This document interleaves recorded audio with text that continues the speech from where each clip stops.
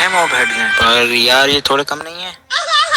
इसलिए मेरे hardcore world के अंदर हर एक मॉब अपना हेड ड्रॉप कर सकता है, और जितना कॉमन हमारा मॉब होता है उतना ही ज्यादा रेयर उसका हेड होता है। तो अगर मैं एक मुर्गे को उड़ाने की कोशिश करूँ तो मुझे 1000-2000 बार ऐसा करना पड़ेगा, जबकि अगर मैं कैसे भी एक वार्डन को मार देता हूँ तो मुझे 100% गारंटी के साथ उसका हेड मिल जाएगा।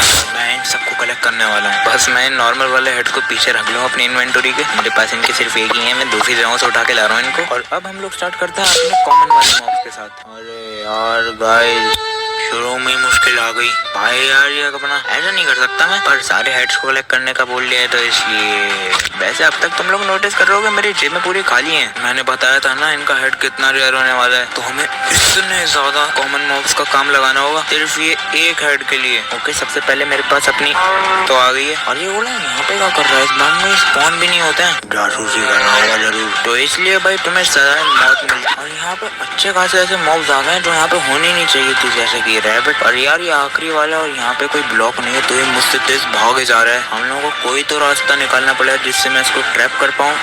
अच्छा, वो गाइस मेरी नेटरैक फैक्ट्री का पहला डिजाइन था, लेकिन उसको नोटिस नहीं करते हैं। हम लोगों को एक बिल्डिंग मिल गई है और अब खत्म।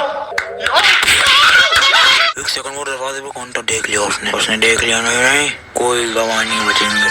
और मैं हेड्स को ढूंढते इस केव में आ चुका हूँ, जहाँ पर मुझे एक्चुअली याद आ रहा है कि जो हम लोगों को ये नॉर्मल मॉब्स होते हैं ना, मतलब हम लोग का ज़ॉम्बी, क्रीपर, स्केलेटन, जिनके बेसिकली नॉर्मल गेम में भी हेड ढूंढे आ सकते हैं, हाँ उनको हम लोगों को अपने नॉर्मल तरीके से ढूंढना पड़ेगा। जिसका मतलब है आराम से मारने के बाद जो हेड मिलता है उसके बारे में भूल जाओ, वो तो कभी नहीं होने वाला, इसलिए हम लोग उनको बाद में देख लेंगे। तब तक मैं इस विलेज में आ चुका हूँ। अंदर आऊँ क्या भाई? मैं पैसा लाया, समझ जाता हूँ मुझे। और क्या एक ही विलेज आता है इस पूरे विलेज के अंदर? पर चलो कोई बात नहीं, मेरे बेस के पास ऐसे अच्छे खासे हैं जैसे कि ये वाला, और मैं वो सेम मिस्टेक नहीं करने वाला। तो क्या करते हैं हम लोग एक प्लान बना के आएंगे, तो अपने सारे विलेजर्स का हेड ले लेंगे। लेकिन अभी के लिए यहाँ पे मधुमक्खियाँ हैं ना, देखो यार इन लोगों ने मुझे पहले बहुत परेशान किया है, तो मुझे पता है इनकी कुंडी बजा के बाहर निकालने में क्या होता है, इसलिए मैं थोड़े और सेफर मेथड को अप्लाई करने वाला हूँ। और What? ये एक्सपेक्ट नहीं कर रहा था मैं, मतलब बार नहीं निकली सीधे। ओके, थोड़े से और अच्छे तरीके से शायद हम लोग निकाल पाए। हाँ, और मुझे TNT बर्बाद करने की भी जरूरत नहीं है। और यहाँ पे भाई ये झाड़ियों के अंदर छिपा हुआ है। अरे एक सेकंड, मिल गया मुझे एक्चुअली, लेकिन मैं उतना सेलिब्रेट नहीं कर सकता, मैं भी इतनी अच्छी सिचुएशन में नहीं हूँ। रैबिट फुट मिल गया मुझे, ये अबाउट 13 रैबिट्स को मारने के बाद मिलता है, तो तुम लोग देख ही सकते हो कितना रेयर हो रहा है। वैसे सही पता चल रहा है मैंने 13 रैबिट, पर उन चीजों को अब इग्नोर करा सकते हैं क्योंकि मुझे एक पिक का हेड मिल गया है। इस वाले के बारे में मुझे थोड़ा डाउट लग रहा था क्योंकि मेरे बेस के अराउंड ज्यादा ये बचे हुए नहीं थे, पर काम पे वापस लगते हैं क्योंकि माइनक्राफ्ट के अंदर अच्छे खासे मॉब्स बचे हुए हैं। वो देखो वहाँ पे बात कर रही है 3-20 साथ में, क्या भाई मैं भी ज्वाइन कर सकता? एक सेकंड, ये क्या है? ये हेड वेड तो नहीं लग रहा, सीधे आके बी ले लिया इसने। देखो यहाँ पे सब कुछ है, पर वर पीछे का। और यू नो, अब मुझे एक आइडिया है जिससे कि हम लोग अपने चिकन के हेड को जल्दी से पा सकते हैं। बस उससे पहले बाकी सबको यहाँ पे सेफली रख दूं, और इधर एक छेद बना के मेरे पास जितने भी सारे अंडे रखे हैं, जो कि बहुत ज्यादा हैं, उनको यहाँ पे फोड़ा जा सकता है। और ये बन गया गाइस KFC सिमुलेटर। इतने में भी नहीं निकल रहे हैं। अरे यार बस ये खत्म तो होगा मुझे ऐसा। 2 hours later। ओके, अब मैं यहाँ पे बहुत सारे ले आऊँ और ये सब बड़े भी हो चुके हैं। इन सबसे हेड्स निकालने में तो अच्छा खासा टाइम लगेगा, इसलिए हम लोग और ज्यादा इजियर मेथड्स को ट्राई करते हैं। तो एक क्लिक के अंदर हम लोग का काम खत्म। लगता है काम खत्म ही हो गया।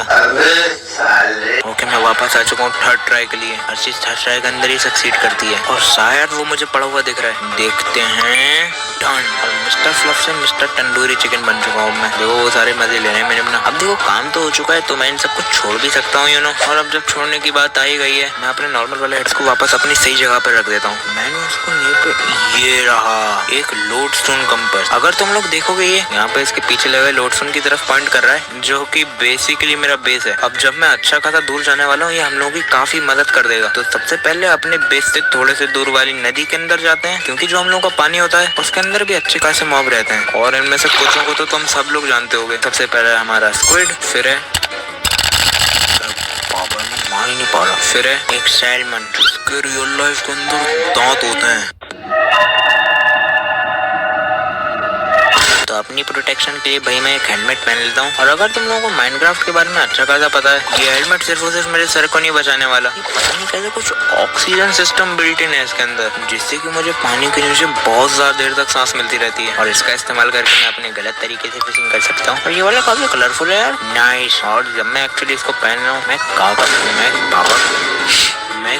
तरह दिख रहा हूँ। तो गाइस अगर तुम कभी भी आई डोंट नो जापान के अंदर जाते और वहाँ पे तुम्हें एक कापा दिखता है ना, वो सिर्फ मैं था मिस्टर फ्लफी अपनी डिफॉल्ट फोर्टनाइट स्किन वाली फिश भी है, जो कि मेरे सर के ऊपर फाइनली अब पानी के बाहर जा सकती है। लेकिन अब हम लोगों को अपने बेस से बहुत ज्यादा दूर जाना पड़ेगा, क्योंकि अगर देखा जाए आसान शब्दों के अंदर मेरे बेस के पानी के अंदर मछलियों की उतनी ज्यादा वैरायटी नहीं है, जो कि एक प्रॉब्लम नहीं है हमारे बेस नंबर 2 के अंदर। जैसे ये ऐसा ही बनता जा रहा है। पर एनीवेज ये हम लोग की ट्रॉपिकल फिश। पर समुद्र और नदियों के अंदर ही हम लोगों के सारे पानी वाले मॉब्स नहीं पाए जाते। माइनक्राफ्ट की केव्स के अंदर भी बहुत सारा पानी बह रहा होता है और इनके अंदर पाए जाते हैं ग्लो स्क्विड्स। एनीवेज पानी के मॉब्स की खोजों के अंदर हम लोग केव्स में आ चुके हैं, जहाँ पे अपने नॉर्मल मॉब्स के अलावा भी कुछ ऐसे मिलते हैं जिनका हेड मैं इनको ही दबोच के पा सकता हूँ। मतलब हम लोग की पेट्स और स्पाइडर्स। लगता ही उतना आसान नहीं होने वाला जितना मैंने बोला था। और मेरी बेस्ट चांसेस है अरे ये तो गलत वाला है यार। भाई साहब यहाँ पर लश केव नहीं है, पूरी अलग ही जगह के अंदर हूँ मैं अभी। माइन शाफ्ट हरी भरी और इंग्लिश और स्पेनिश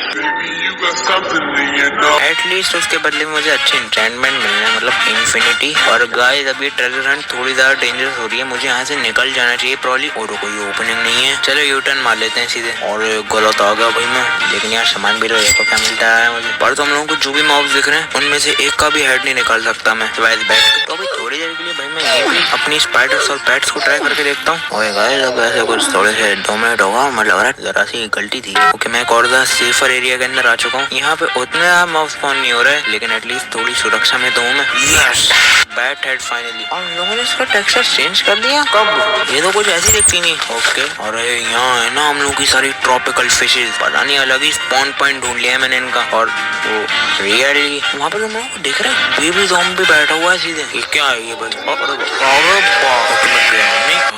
अरे बच्चे के हाथ में चाकू किसने पकड़ा है पहली बात तो। और इन लश केव्स के अंदर एक एरिया होता है जहाँ पे बहुत सारा पानी और क्ले पाया जाता है, और इनके अंदर रहते हैं हम लोग के एक्सोलॉटल्स, जो कि इधर उन ट्रॉपिकल फिशेस को खाकर जीते हैं। और मैं इनको मारकर इनका सर कलेक्ट करके उस पर एक वीडियो बनाने के बाद यूट्यूब पर अपलोड करने से जीता हूँ। और मुझे इसके पास एक स्पाइडर स्पॉनर मिल गया है, तो वो बढ़िया चीज है। यहाँ पे उतना अच्छा ट्रेजर नहीं है, पर चलो मेन बात तो यहाँ से अपनी स्पाइडर का हेड निकालना है, जो कि वन ऑफ द रेयरेस्ट है। मतलब अपने कॉमन शीप पे सबसे ज्यादा सीधे 0.01% चांस के साथ, मतलब 10,000 में से एक।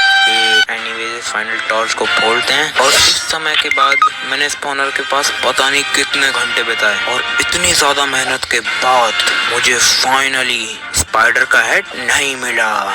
रुको एक सेकंड, ये क्या स्क्रिप्ट में नहीं था, इसलिए मैं बाहर आ चुका हूँ। मुझे बस दिन की रोशनी देखनी है गाइस अब प्लीज। एनीवेज इससे पहले मैं अंडर वाटर घूम रहा था ना, यहाँ पे हम लोगों की डॉल्फिन्स भी होती हैं, जो कि एक्चुअली एक एंडेंजर्ड